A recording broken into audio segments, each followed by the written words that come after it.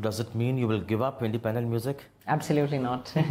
I think, as I always say it, I think what's so beautiful about film music and the entire space of films is, as a community that is India itself, film has become such an identity point for us, and therefore the music of films are such a beautiful way to reach people, reach the audience. And I think what I really enjoy and thrive on is the fact that I'm able to take my music and bring it to an audience member so easily with film. But my heart is obviously in the music that I make for me, which is of course my independent music. So I think they're two very separate but two very parallel journeys that I will always continue. From the West, we have seen, we have heard, we have enjoyed music by several independent music legends, including Michael Jackson. Do you think that trend, that kind of a trend is now emerging in India now? Many taking to independent music? For sure. I think in the West, the infrastructure of music itself is very differently built, in that you have, you don't have film music as strongly a presence as you do here. Because here film music associates songs in films that are so commercially used and viable.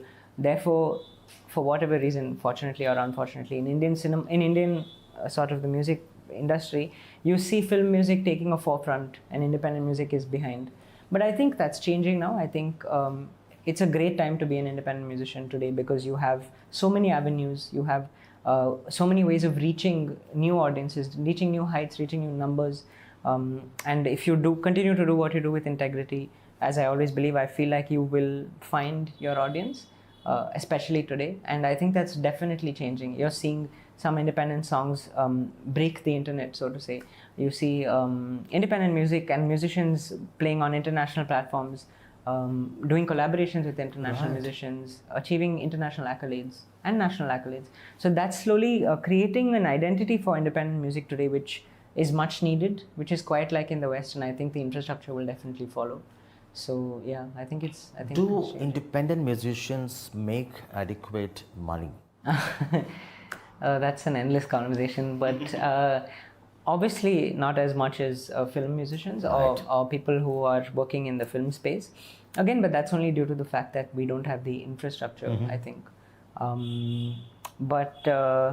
Yeah, I mean, not as much as I guess we should be making, or we could be making, if we had the support from the people. But I think that will change with time. To be fair, I think the way music is today in India is not a representation of the way musicians are today. I think India has some of the finest musicians, and hopefully we will continue to be a part of that journey where we see the support that independent music really deserves. Let's talk about your accomplishments. You're performing around the world, and I liked particularly about your performance at the Madewell Studios in the United Kingdom, where many legends have performed, and BBC Asia Network will soon broadcast your performance. That's correct. How special was that experience?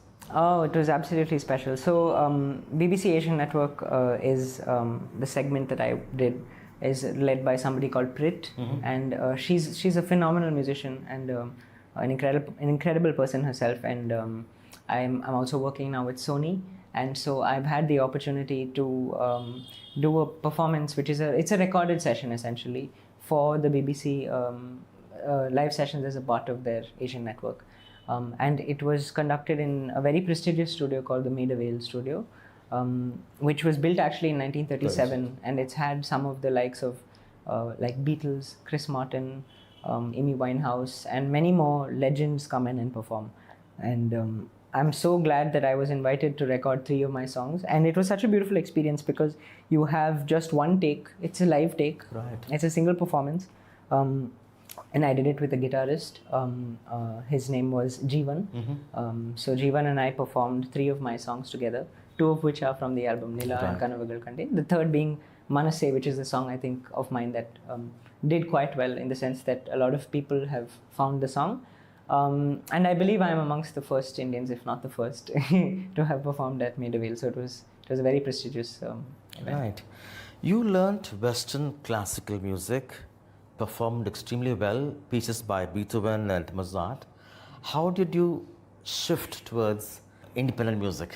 Well, to be honest, the shift was due to a couple of reasons. I grew up learning a lot, like you said, of Western classical music. I used to play the violin and the piano. But a side story is I am still very passionate about football. Right. So I used to play football very passionately through my schooling, and I had too many fractures due to which, especially of my hands, due to which I had too many breaks playing the piano and violin. So I think there was one particular fracture in my 11th grade that was quite severe. So I had to sort of take a break for quite a while. And during that break is when I started focusing more on my connections with singing and Indian music a lot more. And I think naturally at that point I sort of segued away from traditional Western classical music to the kind of music that I do now, which is of course very, very connected to my Carnatic music, my traditional music that I've grown up with. Who's your musical role model or inspiration? I think, Sam, there are too many. There are the one that's closest to me is definitely my mother. I think for me, it not just because of her musical abilities, which is, I guess, needless to say, but I think the way she's sort of dealt with so many things in her life, the way she's led her life as an artist, the discipline that she has, those have always been a huge inspiration for me. And I hope to try and do maybe a small percentage of what she does. But I think I draw from so many musicians across the world, from many, many years before I was born even. For example, I can't go a day without listening to Nusrat Fateh Ali Khan Sahab, because I've grown up with his music ringing in my ears from when I was very small. Mehdi Hasan Sahab. And then, of course, so many Carnatic musicians, G.N. Balasubramaniam, sir. I think a lot of A.R. Rahman's music has been quite an inspiration for me. I think one of my favorite composers of all time is Madan Mohan from the 60s, from the Hindi industry, as they used to call it. And today there are so many musicians from the West. I listen to all kinds. I listen to hip hop, I listen to pop music, I listen to alternative indie. There's a musician called Jacob Collier who's from the UK, who's literally a genius of our times, who I had the privilege of watching live and even meeting. There are so many musicians, Michael Jackson, John Mayer, to name a few. But yeah, the list goes on and on, I think. I think something that I really enjoy doing is discovering music and discovering new artists. So, yeah. Your mom is an Academy Award nominee, now the best female singer in India. Yeah. Does she give you tips or ideas? And being Bombay Jayashree's son, does it help you or is it adding to your pressure? I think to answer your first question about things she tells me, I think, of course, like I said, I think sort of being her apprentice throughout her career has been a great way for me to learn without her saying much. Watching is, I think, one of the best ways you can learn. And but honestly, we obviously discuss music a lot, but I think we discuss life. She's also like my best friend. So is my father. But I think I've learned most from just the way she's led her life and the things that she's encountered and how she's faced those challenges, be it musical, non-musical. I think there are a bunch of things that you just learn by watching. We listen to a lot of music together. We spend a lot of time listening to music, even today. But I've also, to answer your second question, obviously there has been not pressure, but there's a lot of things that people will say when you're the son of somebody famous. Especially things like, okay, he's probably going to have access to a lot more, or he's going to have chances to do things more, which is probably true even, you know. But I think at the end of the day, I'm very grateful that people compare me to my mother. I feel happy because it means I'm doing something right. Also, I feel like I draw a lot of strength from the fact that whenever I feel maybe potentially insecure, she's there to support me. So now I don't think it's a pressure of any kind. I mean, I embrace it. What will be a message to hundreds of young aspirants who want to make it big in the film side, but couldn't really get a break? What will be your message for them? Honestly, I'm figuring it out as well. But I think to be relentless is very underrated. to stick with it and just to sort of persevere as much as you can.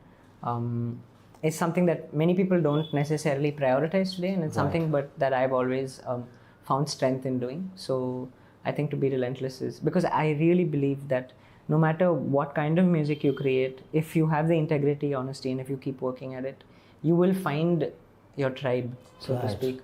And as in, you will find people that will listen to you. And I think it's so beautiful that there's such a diverse range of musicians that exist today who are finding their tribe. So that's such a reinforcement, validation for people who are trying like me, who are trying to find the right audience. So yeah.